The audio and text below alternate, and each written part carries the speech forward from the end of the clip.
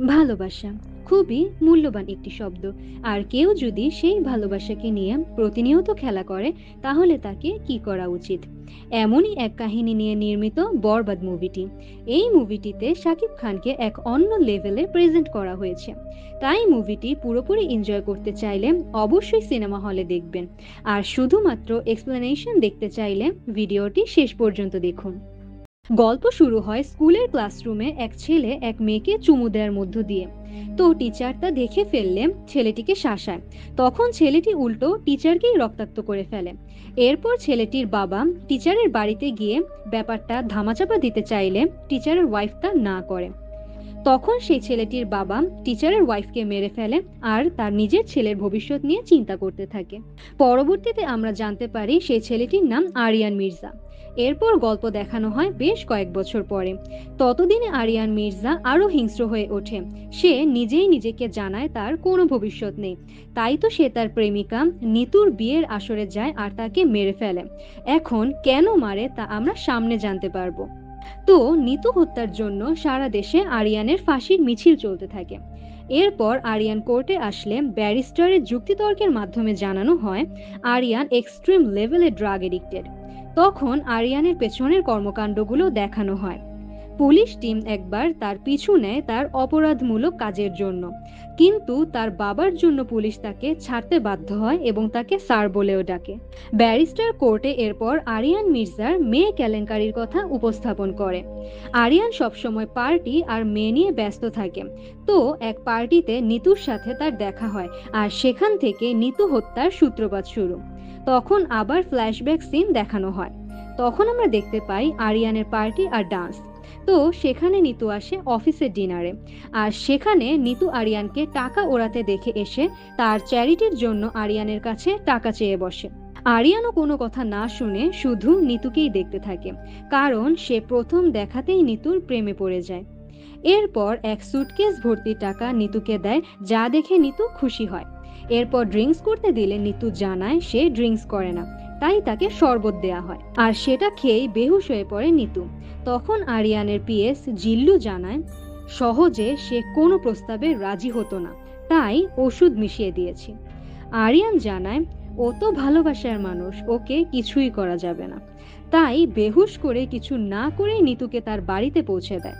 পরের দিন আরিয়ান নিতুর অফিসে গিয়ে নিতুকে দেখতে থাকে। এরপর সেদিনও বাসায় নামিয়ে দেয়। তখন আরিয়ান সম্পর্কে নিতুর কেয়ারটেকার খারাপ কথা জানায়।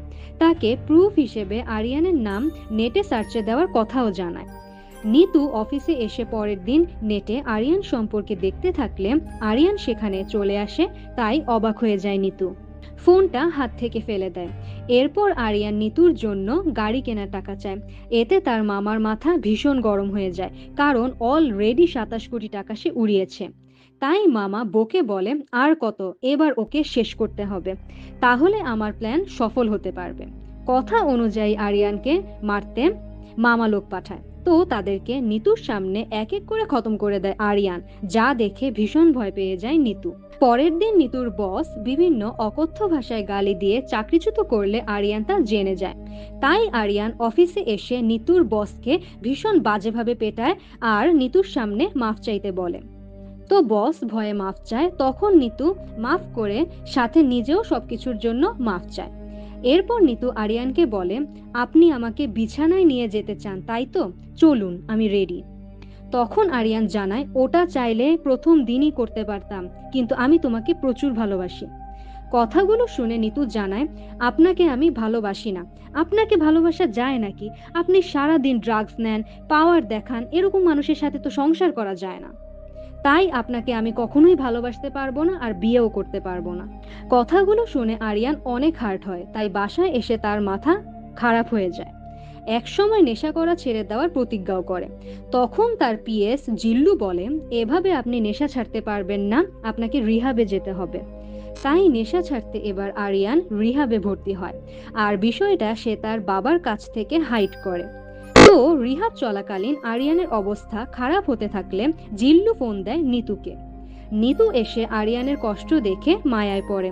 তাই সে একসময় আরিয়ানকে জানায়, আপনি আমার জন্য নিজেকে পরিবর্তন করছেন, এটা দেখে আমার অনেক ভালো লেগেছে, আমি আপনার সাথে আছি।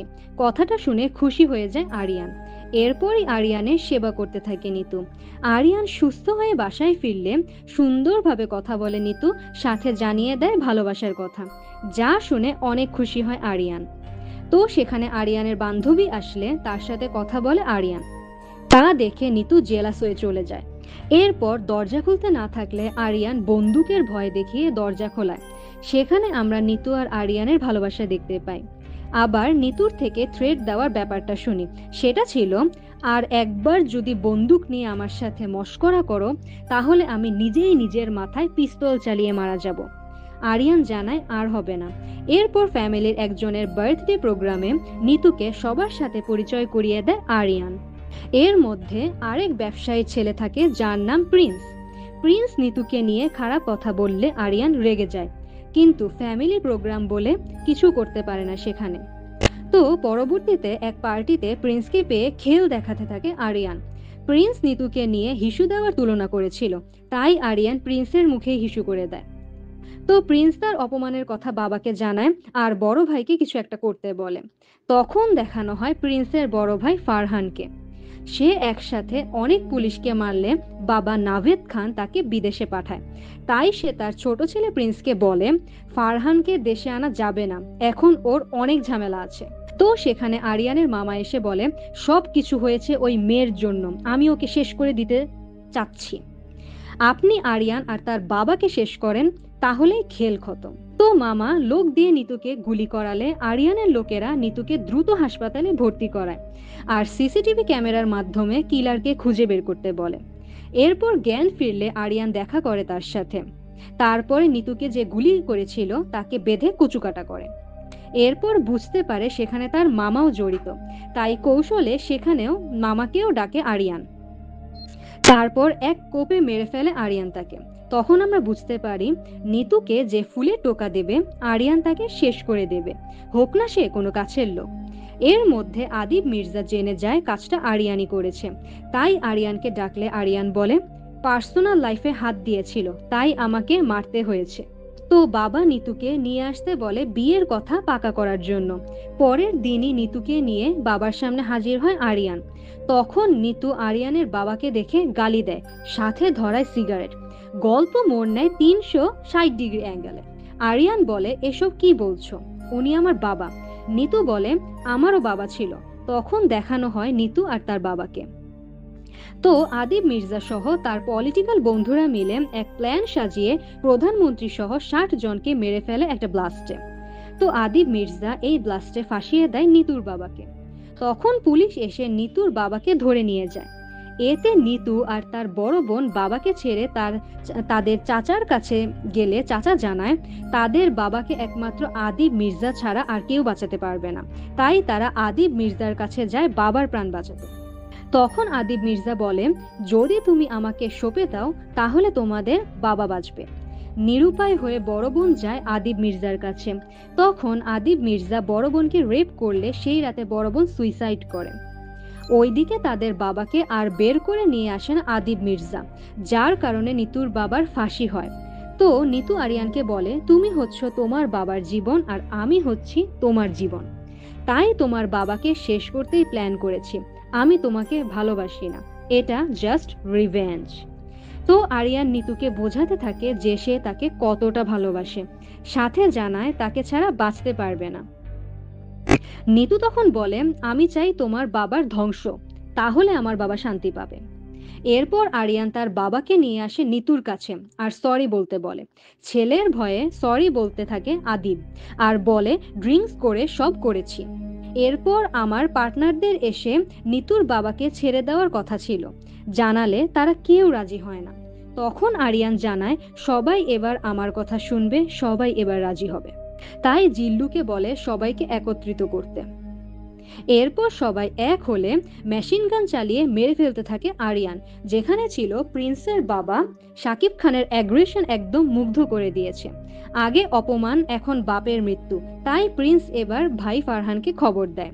এদিকে আরিয়ান সবাইকে মেরে নিতুর কাছে আসলে নিতু জানায়, সবাইকে মারলেও আমি তোমাকে বিয়ে করব না। এরপর নিতু তাকে অপমান করতে থাকলে আরিয়ান বলে, তুই কি আমাকে ছেড়ে যাবি, আমিই তোকে ছেড়ে দিলাম। এরপর চলে যেতে থাকলে পিছন থেকে এসে জড়িয়ে ধরে কান্না করে দিতে থাকে নিতু।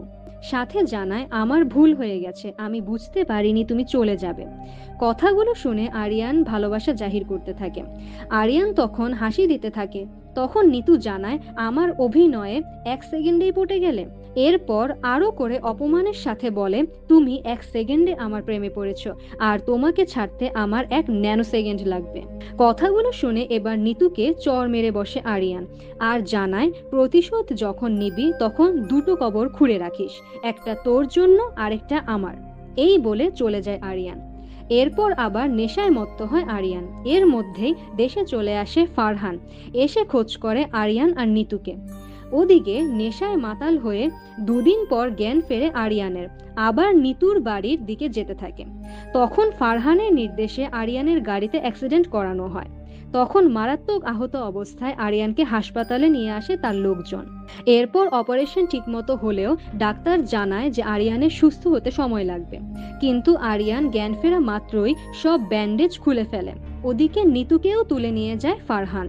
ফারহান নিতুকে মারার বদলে বিয়ে করার সিদ্ধান্ত নেয়। আরিয়ানের কাছে খবর চলে আসে নিতুর বিয়ের কথা। তখন আরিয়ান তার সর্বোচ্চ শক্তি দিয়ে বেরিয়ে পড়ে নিতুকে মারতে, যা আমরা একদম শুরুর দিকেই দেখেছিলাম। এই পর্যায়ে এসে আমরা প্রথম সিন দেখলাম। তো নিতু ফারহানকে কবুল বলার আগেই বিয়ের প্রোগ্রামে চলে আসে আরিয়ান। তারপর এক এক করে হিংস্রের মতো সবাইকে মারতে থাকে। ফারহানকে মারাটা সেরা ছিল, বর্ণনা করে বোঝানো যাবে না। প্রথমে ফারহানকে মারে, তারপর আগুনে জ্বালিয়ে দেয়, এরপর সে আগুনে সিগারেট ধরায়।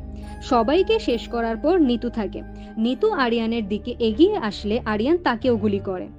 আমি আমার জীবনে কোনো মেয়েকে ভালোবাসিনি, স্বপ্নও দেখিনি, কিন্তু তোকে নিয়ে অনেক স্বপ্ন দেখেছিলাম, আর সেই তুই অন্য কাউকে বিয়ে করছিস এটা আমি মেনে নিব ভেবেছিস? এরপর গুলি করতে করতে বলে, তুই আমার না তো কারো না।